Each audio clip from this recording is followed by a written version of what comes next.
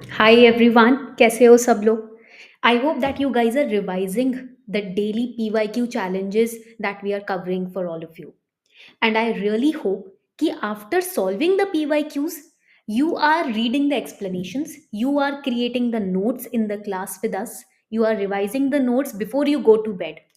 क्योंकि मैं आपको एक सीक्रेट बताऊं, PYQs that is previous year questions, ये आपकी की है towards cracking prelims examination. अब आप मानोगे नहीं मेरी बात, राइट? बट अगर आप में से कोई एक भी ऑब्जर्व कर रहा होगा तो क्वेश्चंस रिपीट होते हैं, ये आपने देखा होगा। क्वेश्चंस रिपीट होते हैं का मतलब क्या है? फॉर एग्जाम्पल, आज पूछा गया इस साल question on constitutional government. Next year question will be asked on government limited by constitution. Constitutional government क्या है? जो कॉन्स्टिट्यूशन के दायरे में काम करे, which is limited by constitution. Next year the question has been asked on government limited by constitution. अब constitutional government का नाम नहीं मेंशन हुआ, बट कॉन्सेप्ट तो वही है। Themes are getting repeated. Wetlands के ऊपर क्वेश्चंस हो गए, नेशनल पार्क्स के ऊपर क्वेश्चन हो गए, डीलिमिटेशन कमीशन, नीति आयोग, अरे नेशनल ग्रीन ट्राइब्यूनल के ऊपर तो हर साल क्वेश्चन आता है ना? 2017 से ही पैटर्न चेंज देख लीजिए आप। एंड देन ऑप्शंस चेंज हो रहे हैं धीरे धीरे, क्वेश्चन वैसे ही है, फैक्ट्स वही हैं, ऑप्शंस पूछने का तरीका चेंज हो रहा है। तो यहां पर आपको करना क्या है? Trust me, you have to focus on understanding the themes which are getting repeated. A. Second, B part, you have to make your mind analytical enough to understand कि मुझे फैक्ट स्ट्रॉन्ग करने हैं, ताकि ऑप्शंस कोई भी आ जाए सामने, मैं फैक्ट्स के बेसिस पे, अपनी नॉलेज, स्ट्रॉन्ग नॉलेज के बेसिस पे हर ऑप्शन को टैकल कर लूं, है ना? और देखो, 100/100 तो किसी को लेकर नहीं आने, 100% मार्क्स तो नहीं लाने हैं ना यहाँ पर। हमको तो क्वालिफाई करना है, जो कट ऑफ लिस्ट जाती है उसके बेसिस पे, राइट? और हमें मेक श्योर करना है कि हमारा जो मैक्सिमम हिट एंड ट्रायल वाला जो हमारा रूल होता है ना, कि हमें मैक्सिमम अपने क्वेश्चंस निकालने हैं जो फैक्चुअल हमारे ठीक हों। देन हमको सेकंड इंटेलिजेंट गेसेस करने होते हैं। देन थर्ड हमें एलिमिनेशन सही से करना होता है। हमें बस अपने स्मार्ट स्ट्रैटेजी को इतना स्ट्रांग बनाना है कि हम अपने 2 नंबर को नेगेटिव में ना जाने दें, है ना? तो ये पीवाईक्यू चैलेंज जो 100 डेज का मैंने शुरू किया है ना कार्तिक सर के साथ और विमल सर के साथ मिलकर, इसका इंटेंशन यही है कि आपके दिमाग को इस तरीके से स्मार्टली ट्रेन कर दिया जाए कि आपकी फैक्चुअल नॉलेज तो स्ट्रांग हो, कॉन्सेप्चुअल अंडरस्टैंडिंग भी स्ट्रांग हो, और एनालिटिकल अंडरस्टैंडिंग भी स्ट्रांग हो, ताकि पैटर्न चेंज कैसा भी हो आप उससे डील कर सको। क्योंकि पैटर्न चेंज तो सबके लिए ही हुआ था लास्ट ईयर, फिर भी हमने देखा कि स्टूडेंट्स क्वालिफाइड प्रीलिम्स। तो ऐसा क्या है जो उन्होंने यूज किया होगा ट्रिक, जो हम कहीं मिस आउट कर रहे हैं, है ना? Don't you worry at all. PYQs daily cover करते हैं रिग्रेसली, एनालिटिकली, और फिर देखते हैं कौन रोक सकता है हमको प्रीलिम्स निकालने से, है ना? चलो, लेट्स गेट स्टार्टेड। याद रखना, मोटिवेशन इंटरनली आती है, और तब भी आती है जब आपका नॉलेज बेस बहुत स्ट्रांग हो। ठीक है, तो चलो नॉलेज बेस स्ट्रांग करते हैं आज। So let's get started. आज है डे नंबर 13 इंडियन पॉलिटी में। आज हम constitutional and non constitutional bodies के बेसिस पे पिछले 10 साल में आए हुए क्वेश्चंस को सॉल्व करेंगे। If you go through M Laxmikanth book on Indian polity, you will find there are 2 chapters on constitutional and non constitutional bodies, right? अब उन 2 चैप्टर्स को कवर करने में थोड़ा सा तो टाइम लग जाता है, because there are so many constitutional bodies, non constitutional bodies, right? To understand each and every functioning etcetera, it takes time. You can quickly revise it through the last 10 years PYQs through this one class। एक class है आधे घंटे की, जिसमें आप पूरा topic revise कर सकते हो, है ना? PYQs बहुत इंपॉर्टेंट है। आप खुद देखोगे कि 2 बार तो PYQs में अटॉर्नी जनरल के ऊपर ही क्वेश्चन रिपीट हुए हैं। Okay, so you will notice it your self. So let's get started. I know the link in the morning was given to each one of you, and you guys must have also participated in the test. सुबह क्या होता है, अगर आप लोग नए हो इस चैनल पे, if you're new to this channel, I would like to share with you that the link to practice all these questions with Super Kalam is given in the morning itself, between 12 to 1 p.m. दोपहर तक आ जाता है link, and you guys practice it, and then at 7 p.m. we revise। आपको आपके score पहले ही पता चल जाता है, यहाँ पर आकर हम उसको रिवाइज करते हैं, टॉपिक को माइंड मैप्स बनाते हैं। देखो मेरे साथ तो अगर आप पढ़ रहे हो तो माइंड मैप्स बनाने पड़ेंगे, नोट्स बनाने पड़ेंगे, क्योंकि जितना लिखोगे तो हाथ खुलेंगे, मेंस में लिखना है, राइट? इसलिए I prefer not to make notes digitally. Why? Because when you are writing with your own hands ना, your hands are getting trained. Mains में ऐसा नहीं होगा, हमको तो टाइपिंग की आदत है ना? हाथ जल्दी चलाने होते हैं, 7-8 मिनट में एक आंसर लिखना होता है। And plus when you right ना, memory, our brain works in a very mysterious manner. When you listen and then you write, it gets registered in your brain for a long period of time. Okay, तो revision becomes very smooth, revision बहुत जल्दी हो जाती है. शुरू करते हैं. This is the 100 days challenge where in 1000+ PYQs will be covering. ठीक है, after at the end of 100 days. Polity हम शुरू कर रहे हैं.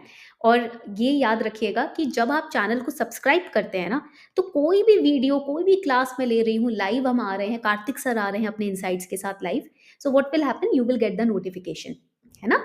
सो make sure that you subscribe to the channel if you haven't, और एक बार लाइक बटन पे भी क्लिक कर देना, एप्रिसिएशन मिल जाती है हमको.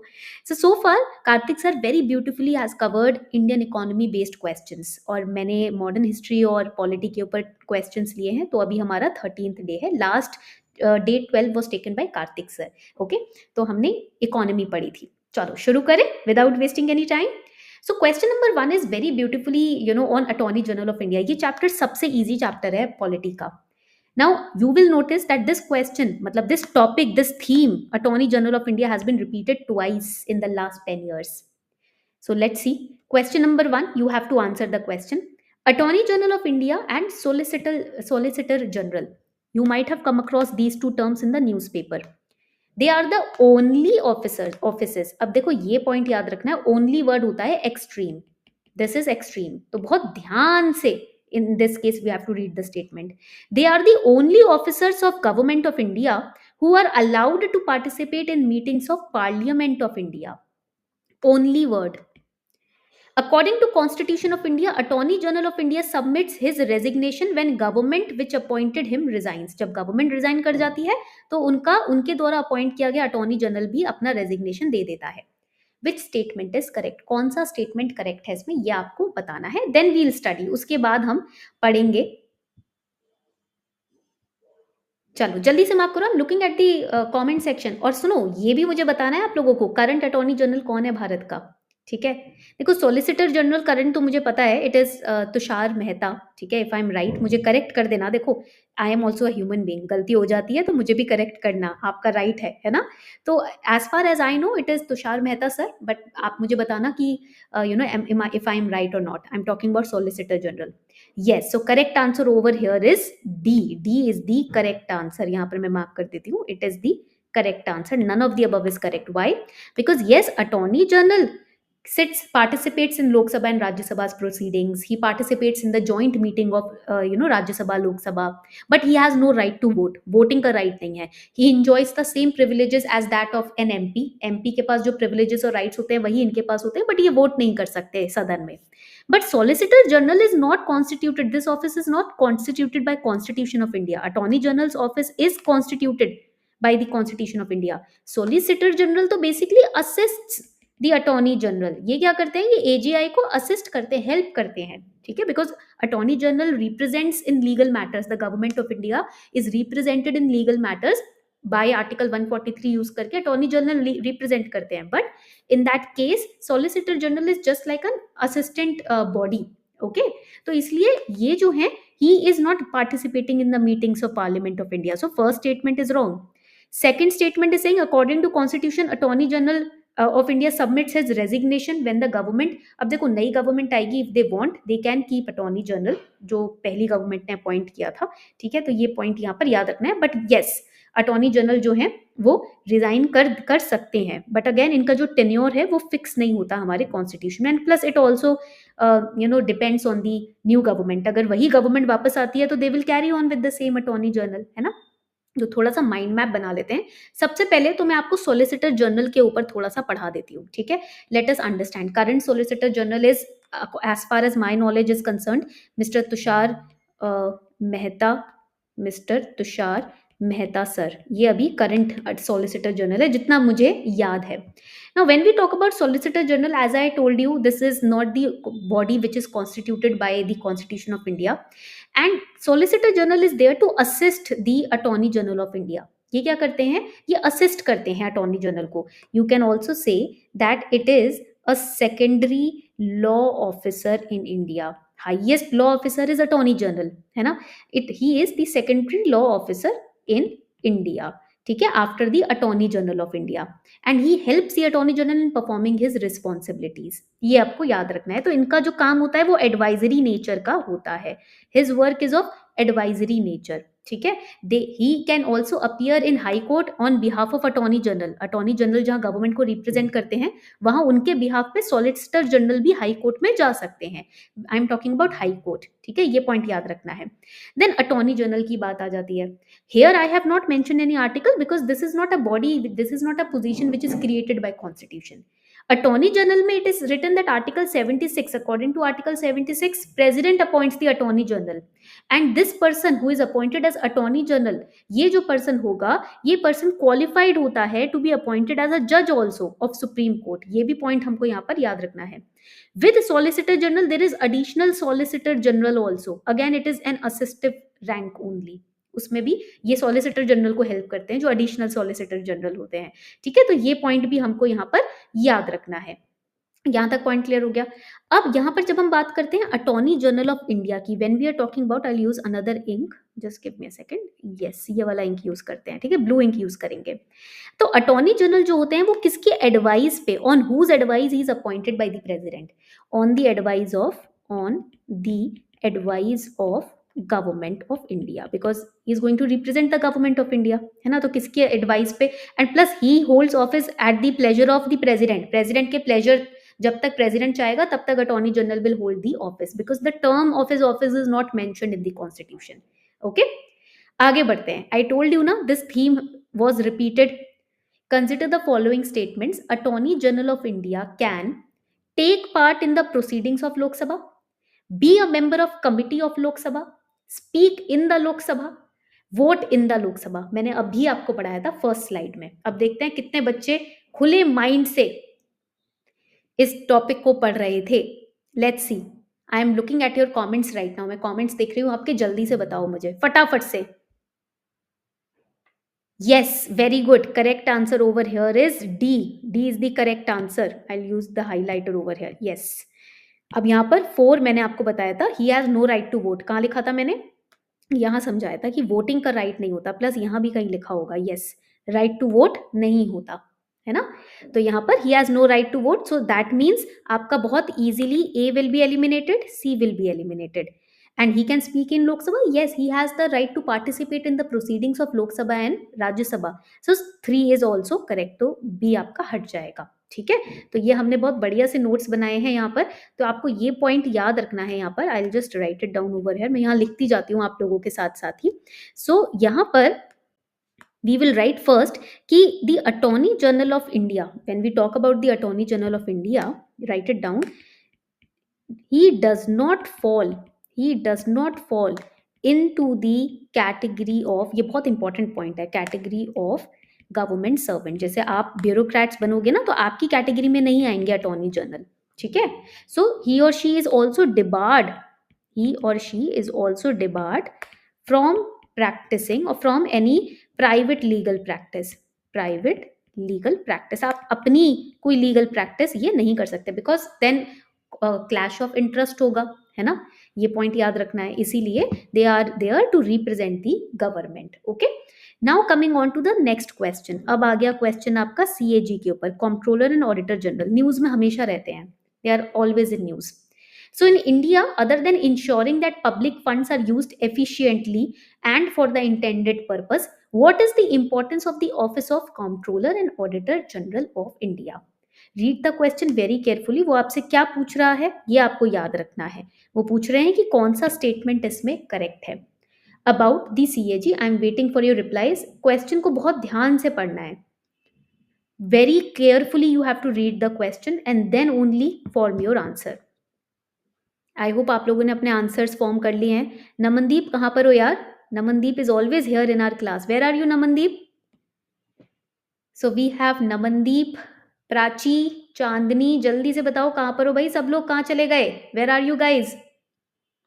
Yes, very good, correct answer इस केस में क्या होगा? इस केस में करेक्ट आंसर होगा सी। मानसी कहाँ पर हो? C is the correct answer. Okay, so only 2 and 3, 2 correct है आपका और 3 करेक्ट है। अब 1 एंड 3 क्यों इनकरेक्ट है, चलो एक फ्लो चार्ट बनाकर ही समझ लेते हैं। Let's make a flow chart. So first of all let us understand ये सीएजी होता क्या है, what exactly is this CAG. CAG एक इंडिपेंडेंट अथॉरिटी है। CAG is an independent authority, ठीक है। and CAG is also the head of indian audit indian audit and the account department and the account department. ठीक है, you can say in short he is the guardian of public purse. हमारा जो पैसा tax का जाता है, so where is that money spent, what are the transactions, what are the receipts, everything is audited by the CAG. तो मुझे याद है my father used to do auditing a lot. मेरे father taxation and auditing में expert थे. So he used to explain to me about the position of CAG when I was preparing. जब मैं prepare कर रही थी CA एग्जाम्स के लिए तो वो मुझे बताया करते थे कि CAG क्या होता है, right. So basically is the guardian of the public purse. हमारा हम जो टैक्स जमा कर रहे हैं, हमारे हमारे पैसे कहाँ जा रहे हैं, everything is audited. Auditing means verifying the transactions. Okay, तो यहाँ पर होता क्या है, when we talk about the CAG का office, we need to understand one thing. Accountant general के ऑफिस की तरह इनके ऑफिस को स्टैब्लिश किया गया था. Earlier it was known as accountant general. ठीक है, and it was established in 1858. कौन सा टाइम पीरियड था 1858, जरा बताना. What was the time period? We have studied its in the modern history PYQ challenge. Yes, when the British crown took over. जब British crown आ गया था या एडमिनिस्ट्रेशन का ध्यान रखने, है ना. So accountant general office was created in 1858 when British took over the administration. ठीक है, अब थोड़ी सी रीस्ट्रक्चरिंग के बाद we got the controller and auditor general. ठीक है, तो यहाँ पर this position was renamed. This was position was renamed as Comptroller and Auditor General in which year 1866 में इसको रीनेम किया गया Comptroller General of India.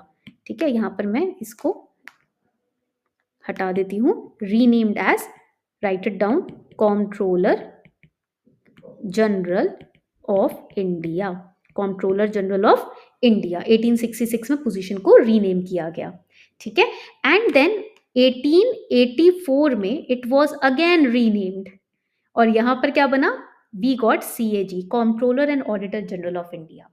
ठीक है, तो these time periods are important. ये जो ईयर्स में लिख रही हूं ना, इसको प्लीज नोट डाउन कर लेना. ये काफी आपके इंपॉर्टेंट ईयर्स हैं. These are important years. ठीक है, तो this is CAG. Again I told you that CAG का रोल क्या होता है. रोल होता है वेरीफाई करना transactions of the government.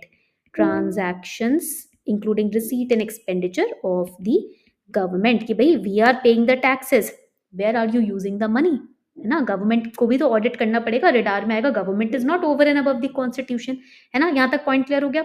Now CAG की अपॉइंटमेंट कैसे होती है, वो किस आर्टिकल में लिखा है point. How CAG is appointed, that is written in article 148.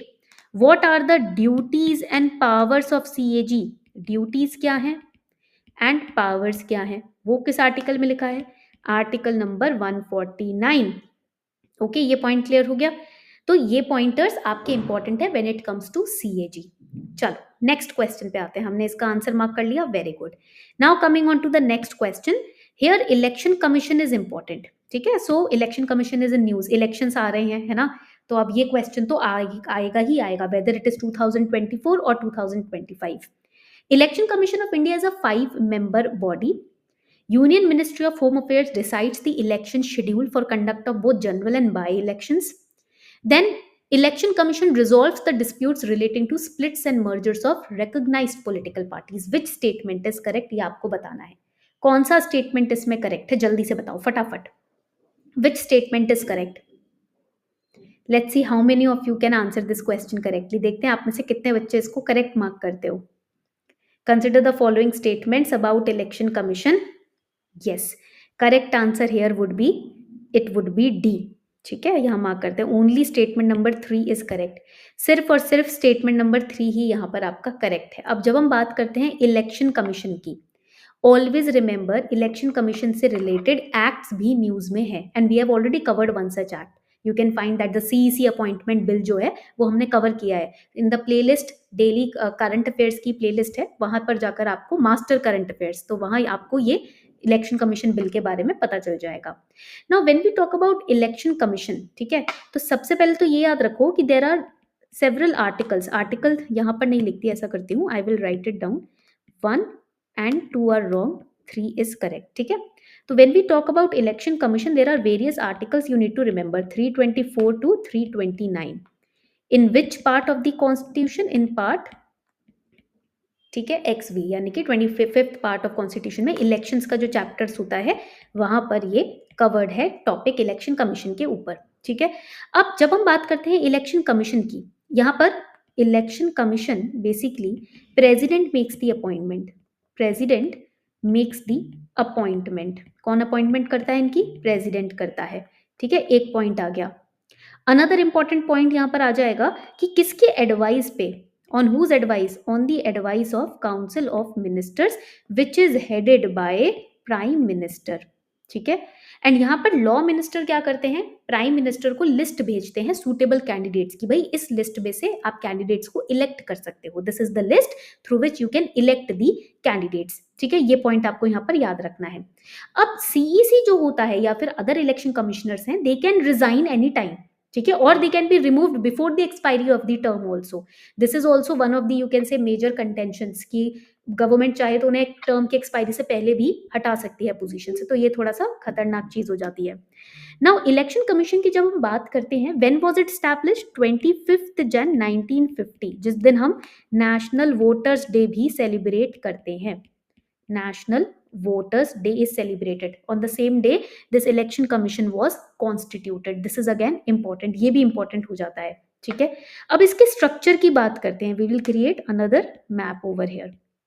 When we talk about structure of Election Commission of India, आप मुझे comment section में बताओगे who is the current election chief election commissioner of India. ठीक है, ये आपका homework है। You have to tell me who is the current Solicitor General of India, Attorney General of India, Chief Election Commissioner of India. ठीक है, तो यहाँ पर स्ट्रक्चर की जब हम बात करेंगे, बेसिकली यहाँ पर एक इलेक्शन कमिश्नर ओरिजिनली हुआ करता था। Originally it had only one election commissioner. ठीक है, but there was an amendment in 1989। 1989 में क्या हुआ? एक अमेंडमेंट आ गया। अब अमेंडमेंट के बाद, after the amendment, it became a multi member body. Okay, multi member body. Now यहाँ पर it consist of one chief election commissioner and 2 election commissioners. State level पे भी इलेक्शन कमिश्नर्स यहाँ पर होते हैं, ये पॉइंट आपको याद रखना है। ठीक है, चलो now coming on to the next question. Again ये क्वेश्चन किसके ऊपर है? Now this question is on ad hoc committees. ठीक है, एंड फाइनेंस कमीशन, नीति आयोग इन्वॉल्व है यहाँ पर, independent regulators are involve over here. चलो let's answer this question, read the question carefully. In India, which of the following review the independent regulators in sectors like telecommunication, insurance, electricity, etc. जल्दी से बताओ, उसके बाद हम इसको एक एक करके पढ़ेंगे। What is ad hoc committee, what is finance commission, NITI Aayog के ऊपर planning commission was replaced, right? So we will study about it, don't worry. जल्दी से मार्क करो, करेक्ट आंसर क्या हो जाएगा यहाँ पर? Let's see, let's look at your comments everyone, जल्दी से मार्क करो भाई, क्या हो गया?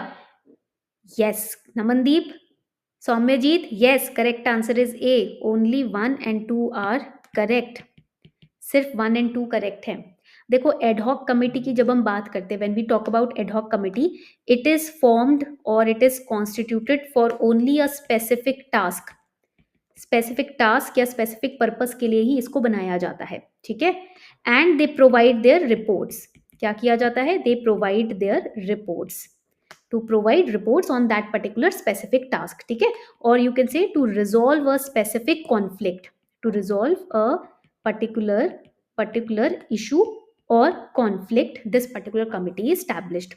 तो any independent regulator like telecommunication, insurance, इनका कोई भी specific काम रिव्यू करना होता है, कोई भी काम या कोई भी डिसीजन रिव्यू करना होता है, for that ad hoc committees are set up by the parliament.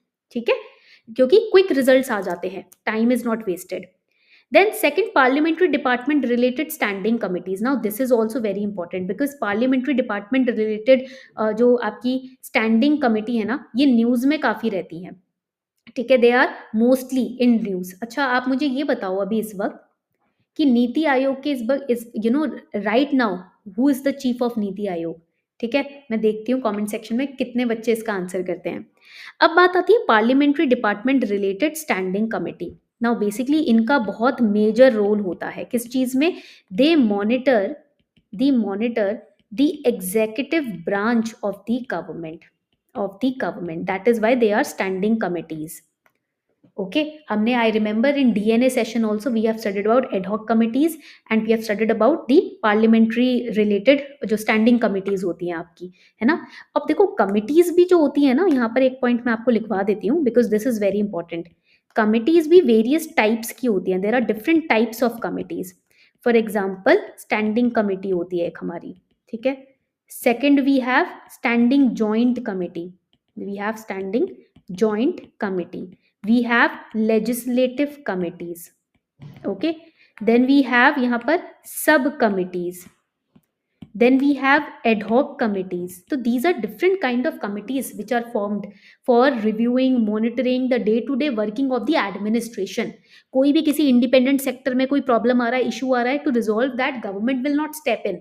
They will form these committees which will study the issue, make a report and submit it how to resolve this particular issue. NITI Aayog तो basically आपकी overall planning के लिए होता है.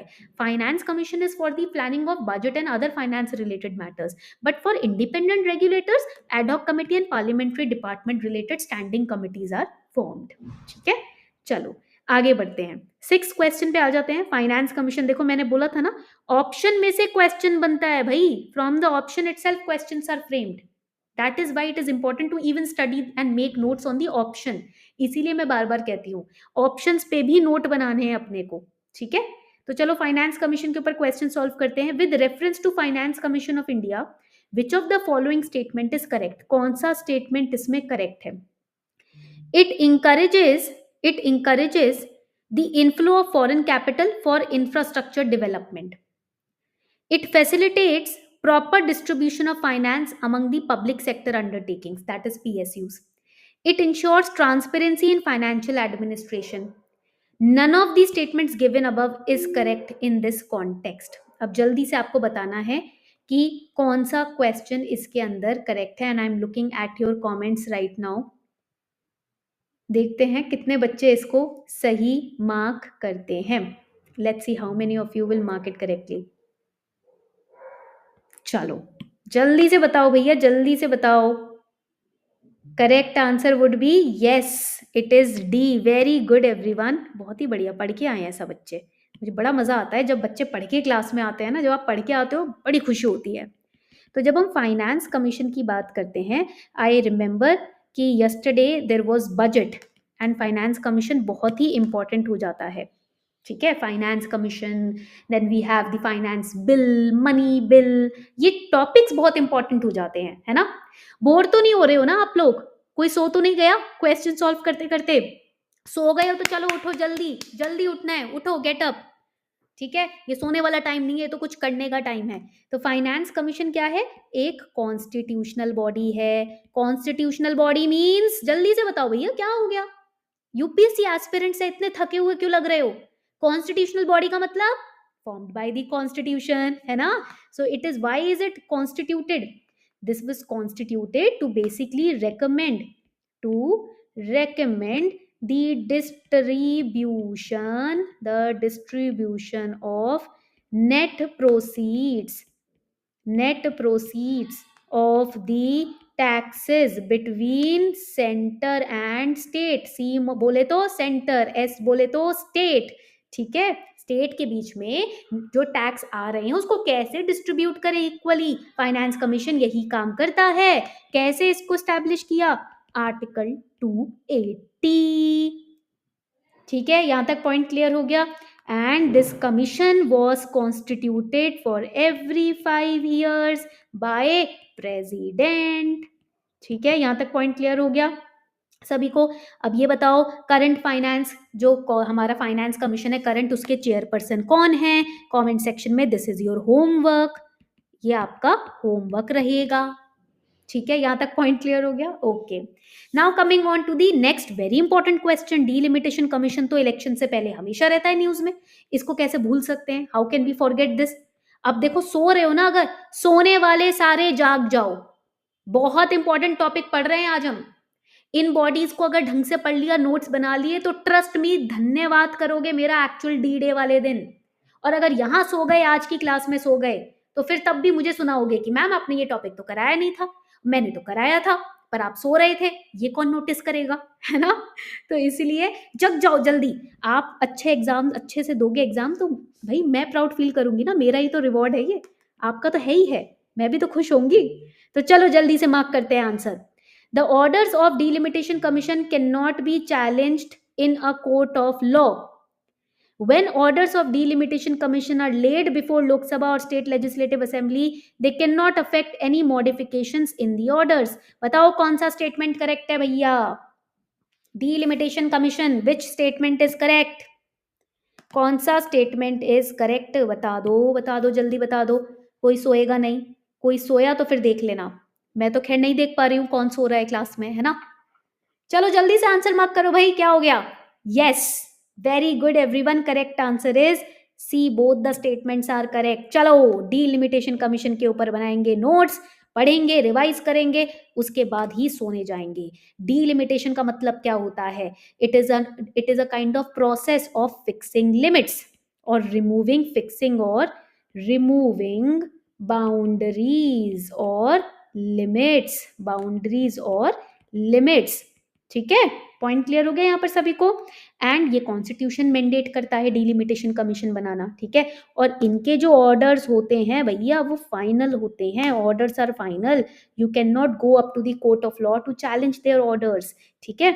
और इनके orders कहाँ रखे जाते हैं? They are placed before Lok Sabha और state legislative assembly and they are not modified, इनको मॉडिफाई नहीं किया जाता, ठीक है। So basically entire geographical area based on the population, caste and everything, it is the boundaries are fixed, boundaries को fix किया जाता है। अब इसके अंदर क्या होता है, डीलिमिटेशन कमीशन को कौन अपॉइंट करता है? They are appointed by the president of India, president appoint करता है डीलिमिटेशन कमीशन को, ठीक है, in collaboration with election commission of India. सब कुछ लिंक्ड है, president, election commission, attorney general, solicitor general, delimitation, this that, सब जाल में एक साथ बना हुआ है, ठीक है। अब यहाँ पर हम देखेंगे बॉडी में कौन कौन है। एक होते हैं रिटायर्ड सुप्रीम कोर्ट जज, एक होते हैं यहाँ पर चीफ इलेक्शन कमिश्नर्स, और यहाँ होते हैं रिस्पेक्टिव स्टेट इलेक्शन कमिश्नर्स, ठीक है। ये पॉइंट क्लियर हो गया।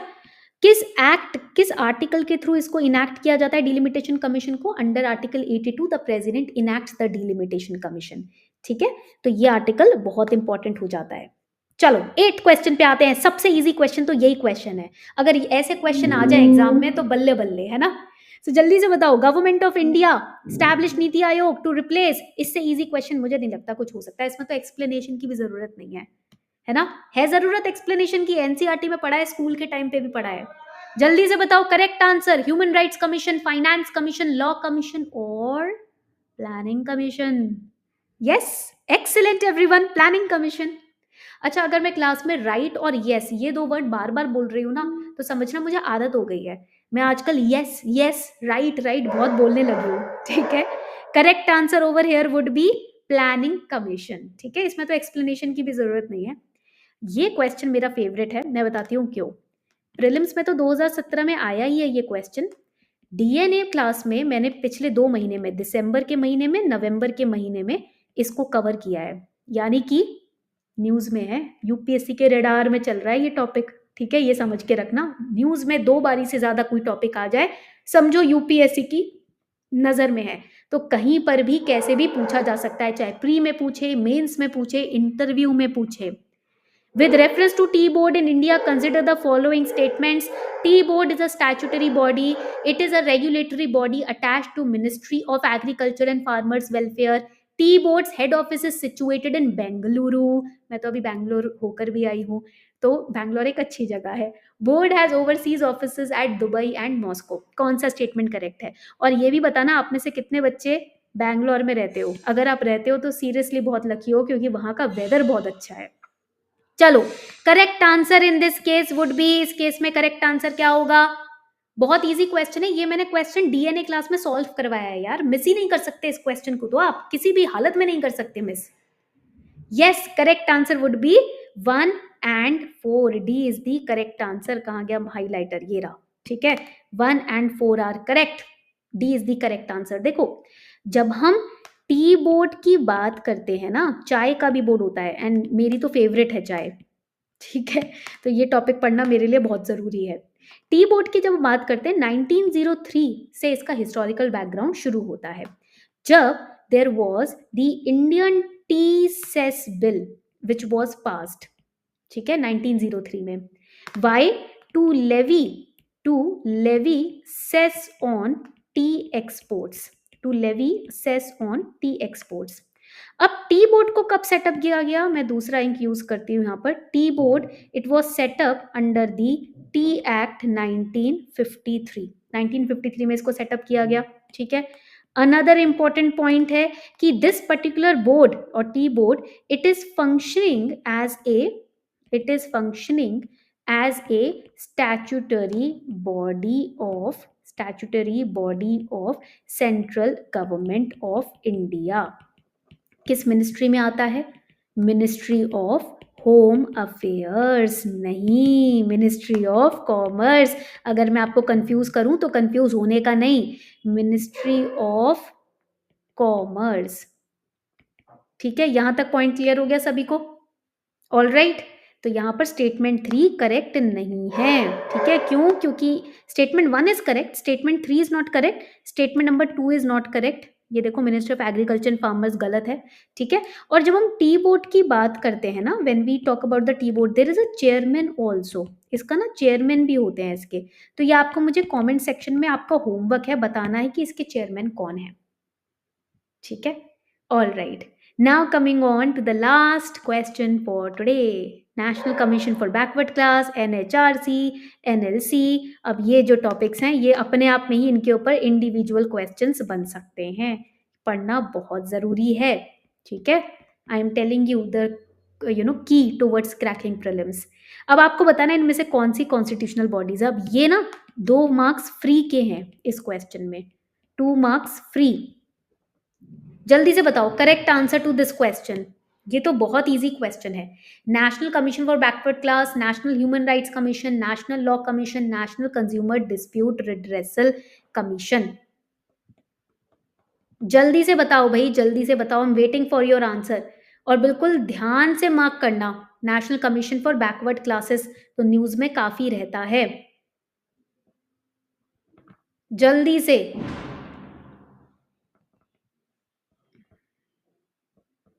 Okay, correct answer to this question is, यहां पर करेक्ट आंसर है A, only 1 is correct, only 1 is correct over here. अब आप मुझे बताओगे वो जो ओनली 1 है वो क्या है, ठीक है। तो चलो यहाँ पर देख लेते हैं एक बार, ठीक है। Let's have a look over here, why only 1 is correct, जल्दी से देखते हैं। तो देखो, जब हम बात करते हैं यहाँ पर एनसीबीसी की, एनसीबीसी माने national commission for backward class. Now this body was established in 1993, ठीक है। तो ये 1993 में एस्टैब्लिश हुई है, 102 अमेंडमेंट एक्ट 2018, तो इसमें कॉन्स्टिट्यूशनल स्टेटस इस बॉडी को मिल गया था। एनएचआरसी की जब हम बात करते हैं, NHRC was established in 1993. It is not a constitutional body. Why? Because it was a statutory body. It was established as a statutory body by the Statutory Act of Parliament. ठीक है। NLC, national law commission, अब ये तो हमको सभी को पता है, नेशनल लॉ कमीशन है। It is neither statutory nor constitutional, it is a law commission, it is a part of law commission. ना ये स्टैट्यूटरी है because it is an executive body, ये एक एग्जीक्यूटिव बॉडी है। And national consumer dispute redressal, अब इसकी बात करें, ये तो स्टैट्यूटरी बॉडी है कंज्यूमर रिड्रेसल को सॉल्व करने के लिए, ठीक है। तो again it is not a constitutional body, okay. Constitution के द्वारा 102nd अमेंडमेंट एक्ट के द्वारा national commission for backward class को स्टैब्लिश किया गया, that is why it is a constitutional body, okay. तो आई होप मजा आया आज की क्लास में, आप लोगों को नोट्स बनाए सभी ने मेरे साथ साथ। अब आपको मुझे अपने स्कोर्स बताने, ऐसे भागना नहीं है क्लास में, you don't have to run away. Let me know your scores comment section में after this class ends, you have to tell me in this format. देखो इस फॉर्मेट में बताना, question number 1 option, question number 2 option, ऐसे से question number 10 तक आपके option बताने हैं। Then ma'am this was our final score out of 20, 10 question है, 1 question is of 2 marks, final score. Negative marking अभी आप छोड़ देना, ठीक है। प्रैक्टिस कर रहे हो ना, तो 1-2 दिन नेगेटिव मार्किंग अवॉइड करो, जो सही मार्क किया है मार्क्स बताने हैं यहाँ पर, ठीक है। And then homework, I told you the homework also, attorney general, solicitor general, chief election commissioner, who are they in our particular nation right now, you have to tell me in the comment section after this class, ठीक है? मजा आ रहा है classes में? सो तो नहीं जाते हो ना बिल्कुल भी? नींद आ रही हो तो बताना मुझे, कुछ और नया फन करेंगे, कुछ और इंटरेस्टिंग करेंगे आपकी नींद को भगाने के लिए, ठीक है? All right, thank you so much everyone, take care everyone.